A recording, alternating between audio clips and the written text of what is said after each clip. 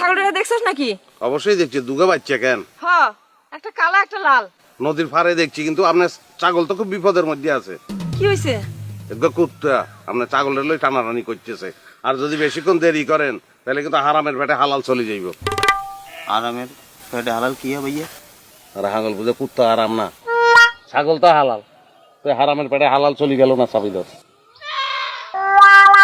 ওই তো আমার ছাগলের মতো ডাকতেছে, মনে হইতেছে ধারে কাছে কোনখানে আছে। এটাই পৃথিবীর নিয়ম, বুঝছেন নি? যে যেটা চিন্তা করে এটা চোখে থাকে, কানে আশপাশ দিয়ে বাসি বেড়ায়, বুঝছেন নি? আর আপনি খালি ছাগলের ডাক শুনবেন, বেশি দেরি করলে ছাগলের ডাক আরো কাছে চলে আসবো।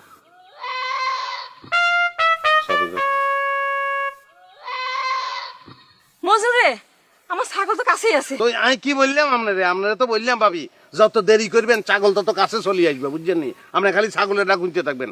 আরো যদি বেশি দেরি করেন তখন আপনার কি মনে হইবে জানেননি? যে আমরা দুজন মানুষ না, আমরা দুজন ছাগল, আমরা যে কথা বলতেছি আপনি আর বুঝবেন না, মনে হইবে যে আমরা ব্যয় করতেছি। আপনি তাড়াতাড়ি নদীর ধারে চলে যান, চলে যান। এইটা কি? ফোটলা ফোটলা পোটলা হাটে কেন? আমি কেন ফোটলা হারে গেছি? ফোটলা ঘাস খায় কেন? ঘাস খাইতেছে। কিছে আমার কিছে? শতানের বাচ্চা গারে সার, তুই এই কাম করছত কিল্লাই? পরোপকার করস কেন? কার উপকার করস? হেতে আঙ্গকে কি কিছু আয়? হেতে আইছে গাজীপুরের তন, হেতে উপকার করি কোনো লাভ আছে নি?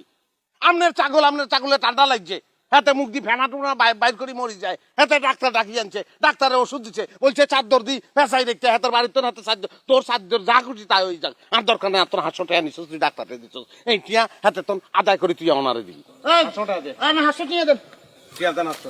হ্যাঁ, এখন আবার উল্টা আমার কাছে 500 টাকা চাস না? আরেকটু হইলে তো আমার ছাগলটা গায়েব করে দিতি। খারা, আমি চেয়ারম্যানের কাছে যাই, তখন দুজনে আমি নালিশ দিব। আপনি চেয়ারম্যানরে বিয়া করি হালান, আঙ্গ কোনো অসুবিধা নাই, কি নালিশ করবেন আপনি? তখন সাদা চুল সাদাই থাকবো, আর কোনোদিন কলপ করতে পারবি না। বুঝছি আপনি কি করবেন, বোঝা হয়ে গেছে, অত কিছু আমরা জানি না। আঙ্গ টিয়া লাগবো, টিয়া দিয়ে অন্তর লইবেন, নাহলে গাজীপুর হানাই দিম। 500 টাকা লাগবে।